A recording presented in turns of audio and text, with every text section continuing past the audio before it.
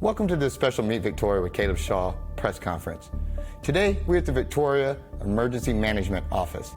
Whenever there's a flood, fire, hurricane, freeze, COVID, these are the folks working hard behind the scenes to try to help us recover. Let's go meet our friends Rick and Jenna. They're going to give us a tour and let us know what all really happens when they're trying to put our city back together. Let's go meet them and find out.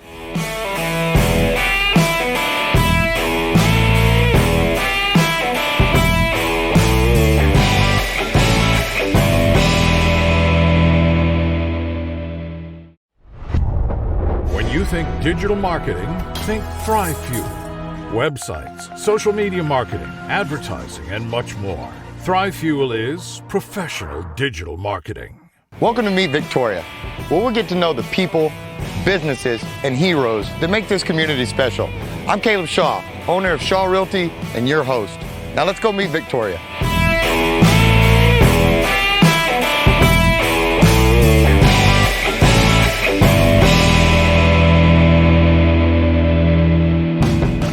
Caleb, how are you? Hey, my friend, thanks so much for having me. I'm excited. Yes, sir. Welcome to Victoria Emergency Management. Emergency Operations Center is here. Come on in and take a look with us. Let's go do it, man.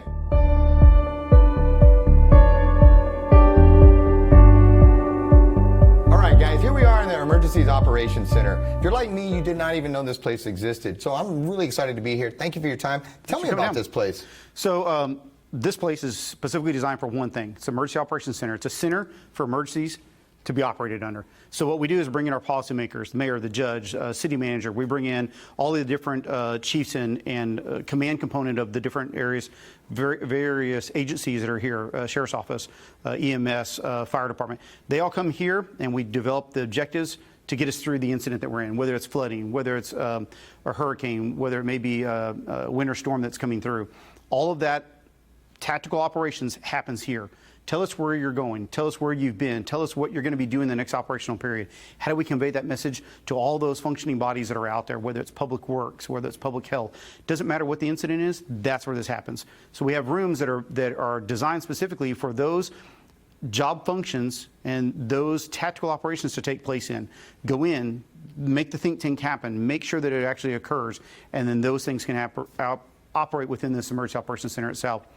During COVID, for a primary example, we had this thing broken down into several different pieces.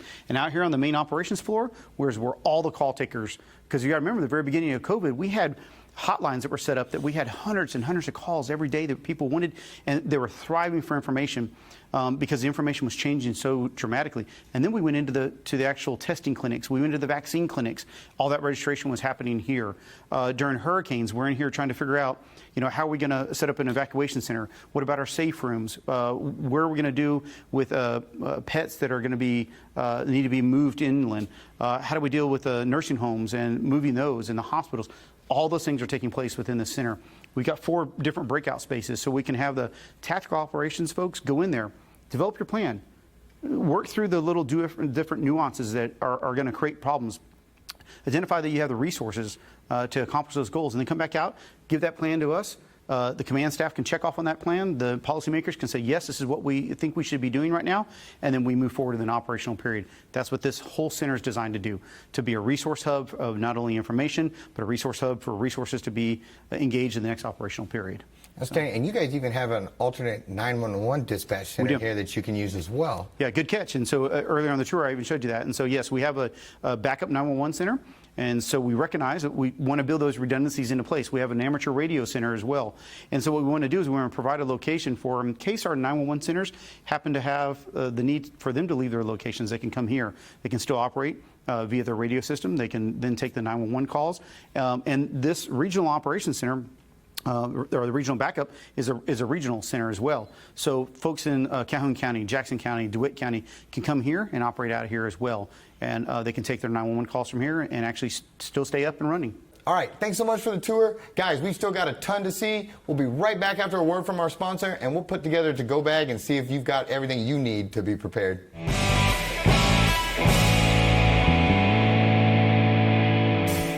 Welcome to Furniture Warehouse Direct. I've got lots of furniture that we've just set back out. If you're needing something right away, come into the store, check it out. You can take right off the floor. We have Simmons Beauty Rest, Simmons Hybrid, and we have Simmons Beauty Rest Black. Our selection of bedroom sets right now, solid wood. We have some with self-closing drawers. We still carry a little bit of everything. We're budget friendly for every budget. We have financing options. We have leasing options. Check us out at FurnitureWarehouseDirect.com, and we're at 2110 John Stockbauer in Victoria, Texas. All right, guys, welcome back. Man, we knocked out that tour, learned a lot about this building, the way everything kind of starts to flow together. But one thing you're going to hear me harp through this whole entire episode is preparedness.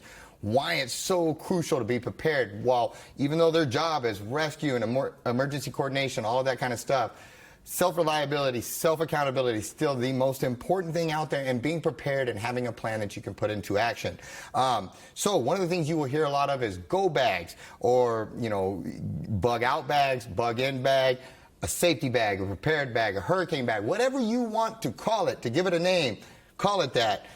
But get you one. And so what we're going to do here is we're going to go through, this is her bag, and by no means is this an all-inclusive list. We've grabbed a few of the big items that we're going to go through to kind of talk about their importance and why they matter. But don't think that if you get just what's on this table, you're set, because you're not. This is a rabbit hole of preparedness that you can just start going down and getting there. So on that note, I like to talk so much, I can just keep going. But talk to me about the importance of having a go bag or a bug-in bag or just a preparedness bag. Sure. I think the most primary importance of it is just to have that personal preparedness and that personal initiative to have the things you need when an emergency takes place, or even some kind of unforeseen circumstance to where you may have a need for some life-saving or life-essential things. That would be essentially in your go bag. Anywhere from hurricanes to winter storms to just anything that would, I guess, give you the need to be able to pick up and go in a very quick fashion. And a lot of these items transfer across different types of emergency. They're a foundation, if you will, of despite the emergency, they provide a entry-level coverage and protection, so to speak, like a first aid kit, for example. You may not know the medical emergency that you have coming, but this gives you some preparedness towards handling such. And so let's talk about that a little bit. First aid kits, I know they come in, a lot of people get, if you go to Amazon, you're going to see 6,000 different emergency first aid kits. What are some common things when, I know you've got this one here with all these different items. What are some basic kind of go-to, how do they spot the difference between a $6 first aid kit and a $31 or a $50 one, and the importance of picking a good first aid kit? Sure. And I know that, like you said, there is just a vast amount of different things that you can purchase on Amazon or at your local store, what have you. I always say all Band-Aids work the same. Tourniquets work the same as well if you had some kind of event where that is necessary. Anything that you put into your first aid kit that is first aid related, it's going to work. It's going to do its job, and it's more so of just having that on hand whenever you need it. And in those extenuating circumstances to where something may happen, you're out, outdoors doing something and somebody gets a really bad cut, that's where that first aid kit is going to come into play. Or maybe say you're in the middle of a tropical storm or a hurricane or something like that, a winter storm, if you will. Somebody gets a cut and there's, really bad weather, and you don't know, if you can make it to one of the, standalone ERs, or if you can make it to the hospital or to your doctor's office, and you really need something that's going to help to take care of something right then and there. That's where you're going to take that personal initiative and either put together a first aid kit, buy one, and just kind of make sure it's something that works for you. Another thing that a lot of people take for granted is that they have their medications that they take on a regular basis. Allergy medications, blood pressure medications, you name it, something that you would need on a regular daily basis, if not multiple times a day, is having extra on hand. Because of course we've seen through tropical systems and hurricanes is those pharmacies may not always be open, and they may take a little bit to come back online given the circumstance.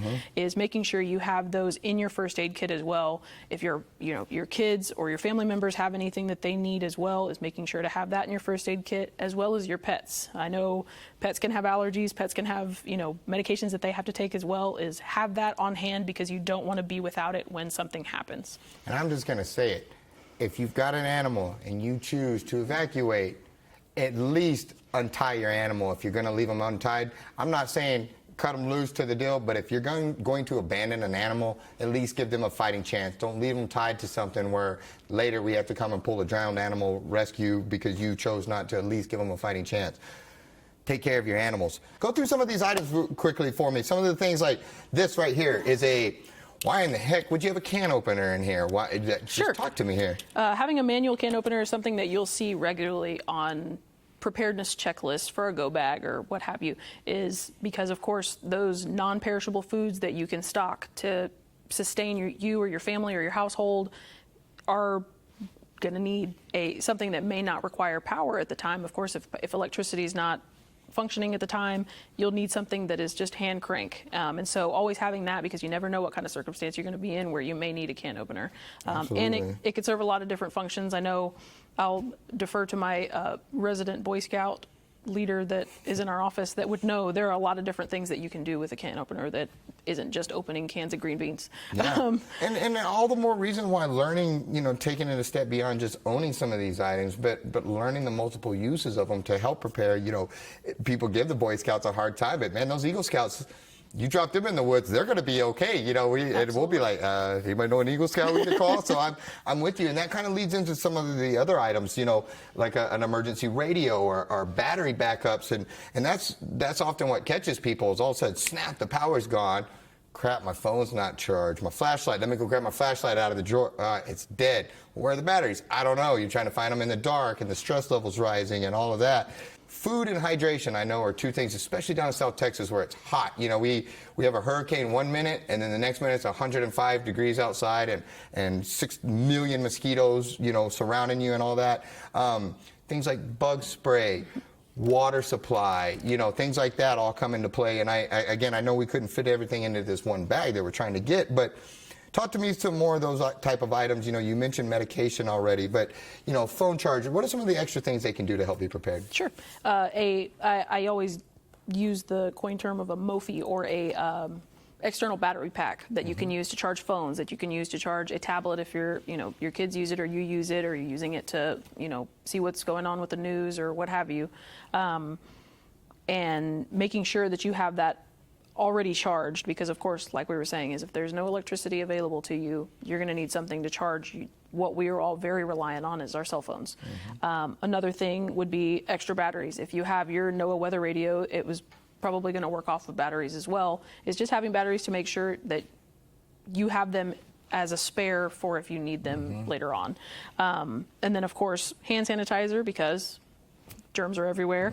Masks if you need them, and then of course, sustainment for MREs and things like that. And this is something I want to talk about as well, is because these things are packed. These MREs, that's meal ready eat. For those that don't know, they're styled after military meals, and they're calorie dense a lot of times, where they're stacked with calories because in their mind you're going to be expending a lot of calories because you're eating an MRE. So you're not at the chow hall, you're not at something like that.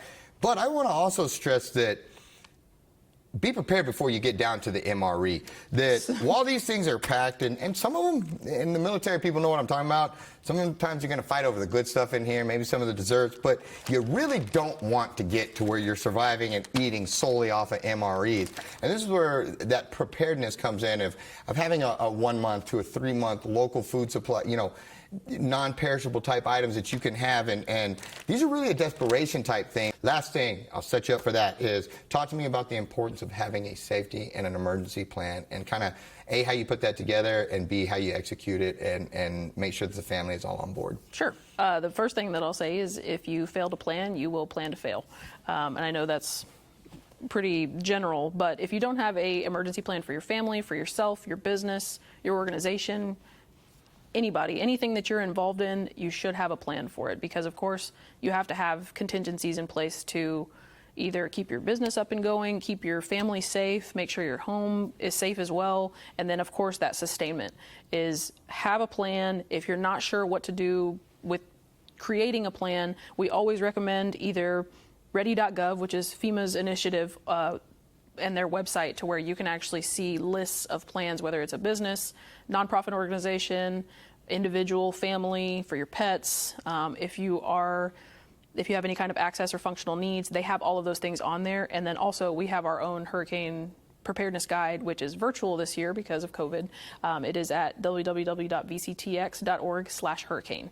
And that is completely available for anybody who is looking to create a plan for themselves or their family. And it just gives you all of those things that you may not think of whenever you're creating your own plan. Is what can I put in my go bag? What should I have at home? Some other things that I don't have here with this go bag necessarily is keeping your documents, your financial documents, your house documents, things that you may need if for some reason your house is inaccessible after a disaster or an emergency or an event of some sort, that you have those documents on hand and you have them readily available when you go and start to pick up the pieces of what's happening. And that is something that is very relevant to that emergency preparedness plan, because like I said, if you fail to plan, you plan to fail, and you don't want to be in that situation. So in any way, shape, or form that you as an individual or a family can create some semblance of a plan, even if it's just writing it down on a notebook of some sort, having it with you in your go bag to know if we get separated, where is our rally point? Is it going to be at this particular location? Is it going to be at grandma's house? Is it going to be 3 hours from here? We're just all going to know to be there in this amount of time. Think of those things, work through those different problems of what if. If I wanted to call and say, hey, I kind of got this, can I swing by for 5 minutes and show y'all what I came with and have you poke holes in it, send me, or I want to bring my whole office up here and sit down and go through a preparedness course with you guys. Could we call you all and put something together and have Absolutely. you guys kind of sharpen our knife and get us ready for the world? Absolutely, that's what we're here for. We are here to coordinate and help individuals better propel themselves into preparedness and resilience. And I say it all the time, is we are only as resilient as the individuals that we serve in a public safety capacity. So if we can help others to become more resilient and prepared on an individual level, it only helps us that much more from an emergency management response recovery standpoint. Outstanding, outstanding. Well, guys, we're going to take a break. We're going to go sit down and do our interview and learn a little bit more. But again, I want to stress, I mean, all over YouTube, all over the web, you can find all sorts of different survivals type things, bug out type bags, all this different information to really help you sharpen your skills, sharpen your inventory, sharpen the things that you need to become an asset during a tragedy instead of becoming a liability, And so thank you so much. I learned a ton, and let's go sit down and talk about it. We'll be right back.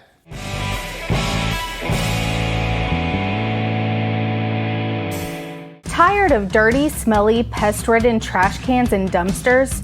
At Third Coast Sanitation, we know how to fix the problem. Our hot water system reaches over 200 degrees to kill bacteria and germs. It's great for families who want to ensure a clean living environment while keeping smells at bay and detracting varmint from your home. Our truck comes equipped with the water in solution and empties all dirty remnants into the dump tank we take with us. We are a fully insured and educated team excited to bring our services to the community we were raised in and are proud to call the Crossroads area home.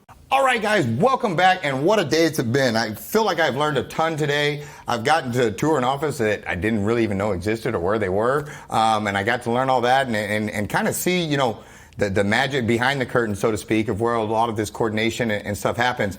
We've also got to pack a go bag. I really hope you guys got something out of that. I cannot stress how important self-accountability is, being prepared, because you always say you are, but it's a good thing to hear. So now that we've already hit all those, I'd like to sit down and talk to the people that actually pull the strings behind here and keep things running and keep things moving forward. So without further ado, my friends, if you would, please introduce yourselves. Thank you for having us. Rick McBrayer, Emergency Management Coordinator for Victoria Office of Emergency Management.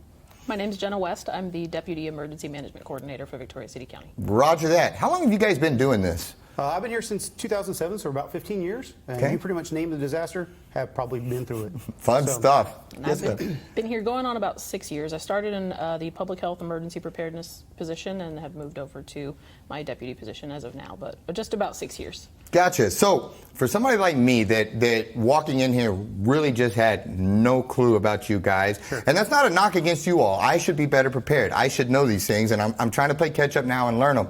But what the heck is OEM, and what is you all's role in the community? Sure. So Office of Emergency Management, we usually just go by Victoria Emergency Management. Our main primary role is coordination. It's taking the first responding bodies that are out there, fire, police, EMS, public works, public health, and bringing all those folks into one location at one time and make sure the job gets done. Look at the objectives that we have set out, make sure that we have the tactical operations to make those objectives and achieve those, identify any resource shortfalls we may have, whether it be personnel, whether it be resources themselves, and then move that downstream into the next operational period to get the job done. And hopefully it gets back to square one or homeostasis state as soon as we can. Get us back to where we were at in the very beginning. Whether it's a flood, whether it's a fire, whether it's a hurricane, but bringing all those bodies together and coordinating those things. Oftentimes we say, the firefighters don't need to know what the cops are doing. The cops don't need to know what the firefighters are necessarily doing. Go out and do your individual jobs. Let us paint that picture, that total overall coordination piece. Let us paint that so everybody has an understanding. And then ultimately, then we take that and move it to the state level for any type of regional or state resources we may need, all the way up to the federal level, and making sure that we have that support there.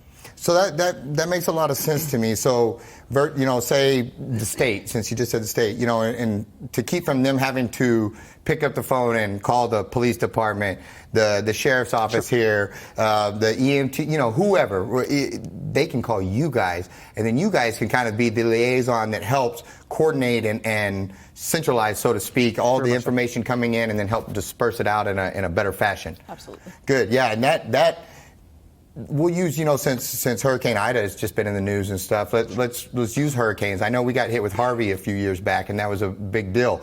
Is that something where you guys were in full effect behind the scenes? And if so, kind of from 30,000 feet, kind of walk me through that a little bit. I don't need, the whole, at 203 we went here, but it's kind of a looking back. Yeah, I so believe you. That's why I wanted to make sure. I don't need the timestamps, but kind of an umbrella. What happened, and what did this office, just an overview summary of what you all did during Hurricane Harvey? Sure. Around from the inception of knowing that there was possibly a tropical depression or a tropical system of some sort, that's where, like I said, our antennas start to go up, and we start to really take a deep look at the information that we're being provided from the National Hurricane Center, the National Weather Service, you name it, and really start to see what is it that they are forecasting. And then from there, we're providing that situational awareness information to city and county leadership, our different chiefs in our different departments, and then even our external partners in the community. And from there, as it started to evolve, of course, we're seeing that it's more than likely going to become a hazard or a threat to us here on the Middle Texas coast. And that is where we start to kind of assemble our forces, for lack of better terms. We activate our EOC, our Emergency Operations Center, which is where we're at now. And it's really just a conglomerate effort between city and county staff and leadership, making decisions based on the things that need to happen here locally in our jurisdiction, and then of course coordinating between the state of Texas and the Texas Division of Emergency Management to the National Hurricane Center, the National Weather Service, and it's really just a back and forth, providing the information from the subject matter experts, either from a meteorology perspective, from a fire and EMS perspective. We're just sharing that information and coordinating, like Rick was alluding to earlier, is being that one body in between all of these different agencies, because of course it can just be an alphabet soup of information if you don't have one conglomerate effort and everybody's pulling the wagon in the same direction. And that's kind of what emergency management did during Hurricane Harvey. And it really is that first initiative of life safety. Then everything else falls in between, is just making sure that people are safe. And of course, the best way that we can do that is to communicate effectively between agencies and what have you. And of course, trying to get to that new sense of normal, because of course, after an event like that happens, it's a new sense of normal for everybody. Sure. And along the new sense of normal is one of the things where you hear that a lot now is COVID, and one of the things that I thought that the city, county, et cetera, did well was information after, once we started kind of seeing things. And at first I understood nobody knew what was going on. And it was kind of, the blind leading the blind to a degree, because we were all trying to figure this out at the same time. Were you all involved in say, those press conferences, stuff like that? Was that as well, you all coordinating with everybody during that as well? Yes. The press conferences are actually held here in our Emergency Operations Center, and more so because, just like Hurricane Harvey, that was a combined effort between all of the different agencies and departments that were involved in the COVID-19 response and still are. So we're regularly communicating with each other, even now, to make sure that the information, as we're being provided, that information from the CDC or whoever, the Department of State Health Services, that we are making sure to get that information to each other in a timely fashion, like those press briefings and the different social media pushes and talking to the media outlets and things like that, just making sure that it's all timely. And we're often the people that actually provide the toolbox, you know. We're the ones that actually provide all that and then make sure that all those coordinating bodies actually start putting their tools inside of it. And so as Jenna alluded to, we have the press conferences here, so we have the technology that's already set up. We have public information officer classes that we put on here, so we can bring in the newly elected officials, chiefs of various departments, personnel from the various departments, so they can learn how to talk in front of a camera, know what a press brief is going to be like. And we've actually had our local media come in here, film folks while we're doing those classes, bring it back out here, and as a class we critique those. And so we always provide all of those tools to go inside that toolbox, so that way people can get the job done in a more efficient, effective manner. Well, that's spectacular, and I know from a community standpoint, it's something that was appreciated, because I would watch those numbers rise quickly as people started tuning into those live events, and it showed that there was a thirst for that knowledge, and I was grateful that you guys were putting that out and making it available to us. I'm guessing you guys have probably learned some lessons over doing this, and I would guess, I know we had in the military, we had debriefings after we did stuff. Do you guys go back once there is an event or something happens? Do you all go back and, okay, what could we have done different? What could we learn from here? Absolutely. It doesn't matter what scale of the event that it is or an incident. It could be a large scale one like Hurricane Harvey to COVID, all the way down to a very small scale event that we had just last week or two ago when we had the 42 or 40-ish immigrants that were inside of the U-Haul coming up from Refugio. Even though it wasn't ours, we sat down with our hospitals, we sat down with the responding agencies, say, what did we do right? Check, let's keep doing it. What did we do wrong? What are things that we need to improve upon? And obviously the first one we always hear on every incident we ever go through, whatever event it is, whether it's Boot Fest, 4th of July, it doesn't matter, is communications. We see that in our day-in lives with our spouses, with our loved ones. The first thing we find out that it fails in almost everything we do is communications. How do I get the information in a more efficient and effective manner and the right information? And we see that all the time. No, I couldn't agree more, and I agree with you. That's pretty much across the board. If you could just continuously work on communication, you'll always be improving, and I think that's a spectacular point. Now, when you do talk about the community, I will say that I think the community drops the ball in a lot of areas. I'm not finger pointing, but self-accountability, reliability, realizing that while you guys are good at what you do, your primary job is not to come save me because I chose not to prepare for a hurricane or prepare for a freeze. And I understand that some people may not have the knowledge and all of that, but as a community, what is something that you see, how important is it that we are prepared and able, because I would guess that when you guys have to come rescue us, or you have to stop what you're doing to coordinate, food disbursement, things like that, I would take that our challenge that takes, your resources, your manpower, and all this to take care of people that I would argue should have been taking care of themselves. And I know there are always some that can't, and that for one reason or another, they're not physically able to or fiscally able to. And so those aren't the people that I'm addressing. But I'm talking about the person sitting at home, laying on the couch with a bag of Cheetos, ignoring all the warnings to be prepared for a hurricane or something. I'm good. Well, you're not good. And I would, after Harvey, to see the food lines, the second day, people lined up to get food and stuff. What is something you would say to the community? What, again, I know we've packed the go bag and we've learned that stuff, but to just hammer that point again, what would you say to the community to preach the importance of being prepared? The most concise way that I could think to tell a community member how they could best prepare themselves, their family, whoever, is do not let complacency set in. Exactly. And I use that analogy because I've heard it multiple times in the short time that I've been in emergency management is, oh, well, I rode out X hurricane or tropical storm, or I did this, so therefore I'm not going to do this in the future because I was safe then. And something that we know all too well is no two systems or tropical systems are alike, no matter whether they have the same attributes or not. No two will have the same impacts. Even down to any other threats or hazards is, we saw it this year with the Winter Storm Uri, is none of us have really taken that on of having a winter storm impact us the way that it did. Make sure that complacency isn't setting in, and think of, I almost try and conceptualize it as like the question that you were asked as a little kid. If you were to be on a deserted island by yourself, what would you take with you? And I mean, of course, don't give it a finite number, but what would you take with you to survive? What would you take with you to make sure that you were comfortable there'd be a lot of things on that list. Sure. And of course, besides just those basic human necessities of food, water, and shelter, there are a lot of things that you'd have to take into account, from medications, like, seeing those things in a go bag, from financial documents to an extra charger for your phone, things to keep your children occupied. If you have pets, making sure that your pets are accounted and taken care of. You name it. And I know we were talking about that earlier, going back and forth, is that there are a lot of things on that list, and it never ends to where you think of, how can I best prepare myself for this?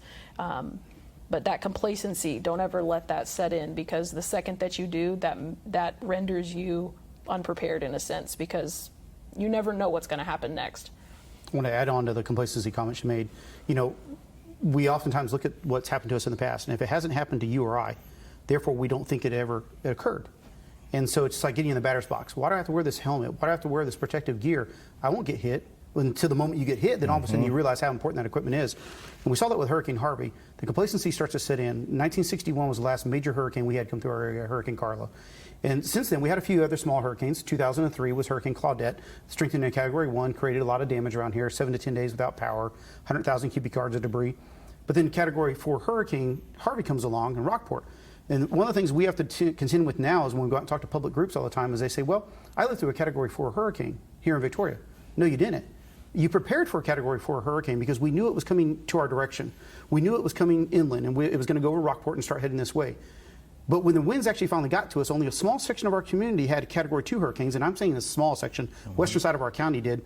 There are some pocketed areas that had some downburst winds, some areas that had some tornadic activity that increased those wind speeds. But in all reality, most of Victoria lived through a Cat 1 hurricane, the same as Hurricane Claudette was when it came through in 2003. So the complacency that gets set in and the misinformation is, well, I prepared for this Category 4 and I wrote out this Category 4, so I'll be okay, is exactly what we don't want to hear. It's kind of like having that spare tire and never learning how to use it. You alluded to that earlier about the person sitting on their couch eating their Cheetos and stuff. If they haven't learned how to put on the spare tire, which is why dads go out and show their daughters or their sons on how to put on the spare tire, because we don't want them trapped on the side of the road. That complacency cannot be in our mind, because we can't think of ourselves, hey, since this has happened to me, it won't happen. Because in tropical regions and in incidents themselves, whether it's flooding, whether it's extreme heat, whether it's heat exhaustion, it doesn't matter what it is. It could occur to you, and the likelihood is high. And we need to make sure that we're prepared for those things and we're ready to respond. Because the biggest thing is, when that complacency sets in, the less resilient we become as a society. And when the less resilient we become, more that we have to do to help save somebody else or provide those components to them. We're only I'm sorry to interrupt. We're only as resilient as the individuals that we serve in public safety. So if individuals are unprepared, or they don't have a semblance of a plan when it comes to preparedness for either hurricane season, flooding, they don't have homeowners insurance, or something that's helping to mitigate the impact of what's happening during a natural or man-made cause event or hazard, it makes us less resilient. It's a toppling effect or what have you. Well, I completely agree with that, and that's a perfect segue into my final set of questions is you guys don't just tell us to be prepared, you also have additional classes that we can call and we can get with you guys to help that. And I'll use the Stop the Bleed course, for example. I know myself and a lot of my buddies, we're rocking these first aid kits on our belts or in our trucks and all this. Well, I haven't taken a first aid, self-aid buddy care class since the military, which has probably been, I don't want to do math in public, roughly about 20 years, and if nothing in there is the same anymore. So, I'm guilty of having this fancy, expensive first aid kit that I don't know what 2/3 of the stuff in there do. Sure. So I know we are getting with Ralph, and we're scheduling one of you all Stop the Bleed course so we can actually go through these things and learn. Can you briefly tell me about some of the courses like the Stop the Bleed, or some of the just say I'm curious about how I can be better and prepare my business, my coworkers, my community, my neighborhood. What are some of the things that you guys offer to help with those things, education? Sure. You did already mention the Stop the Bleed course. We'll also can host hands-only CPR, which is another fantastic course to take. I know a lot of our facilities in our trauma service area also provide that training as well.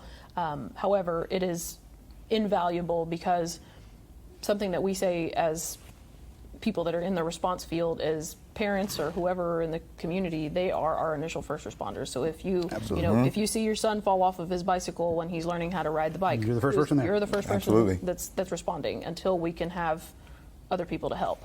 And not only hands-only CPR, stop the bleed, but we have incident command courses if there's somebody who, aspires to be a volunteer with our community emergency response team. I know Ralph's really trying to kick that back up and make it to where those individuals that are engaged with CERT can assist our responding agencies from the fire department, police department, the sheriff's office, you name it, with a multitude of different things, events, unforeseen circumstances. Excuse me.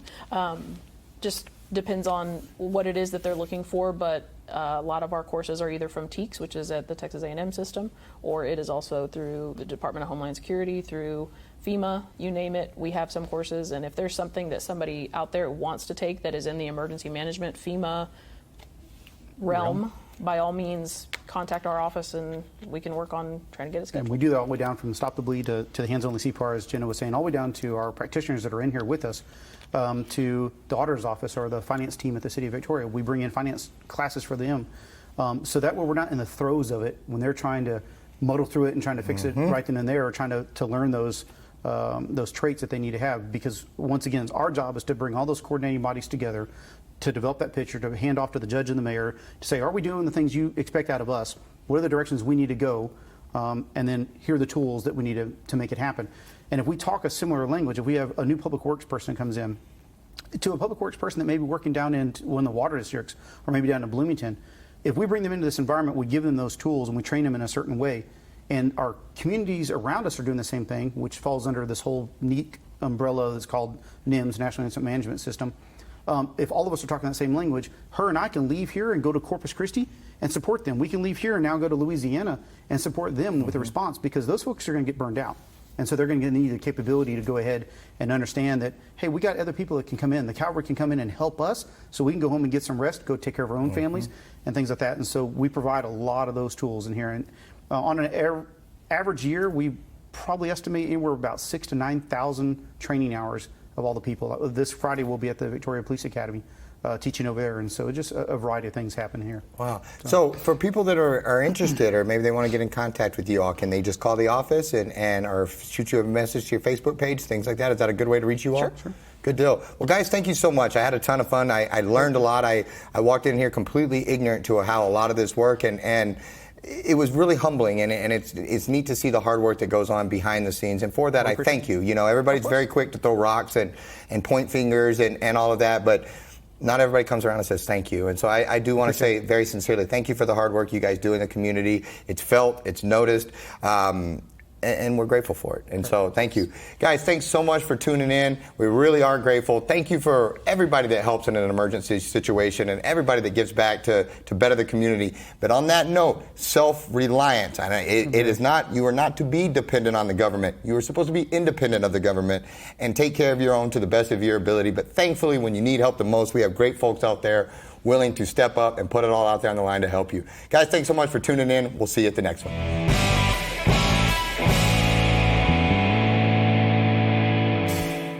Thanks so much for tuning in to Meet Victoria with Caleb Shaw. If you haven't done so already, make sure you comment below, share the videos. It really helps the algorithms. Also, make sure you like the page, follow the page. And if you're watching on YouTube, subscribe and hit that notification bell so you don't miss any of our videos. Also, if you want to be featured on Meet Victoria, shoot us a message. We'd love to hear from you. And finally, make sure you support our great sponsors. We could not do this without them, and we're grateful and blessed to have them. Thanks so much for tuning in, and we will see you at the next one.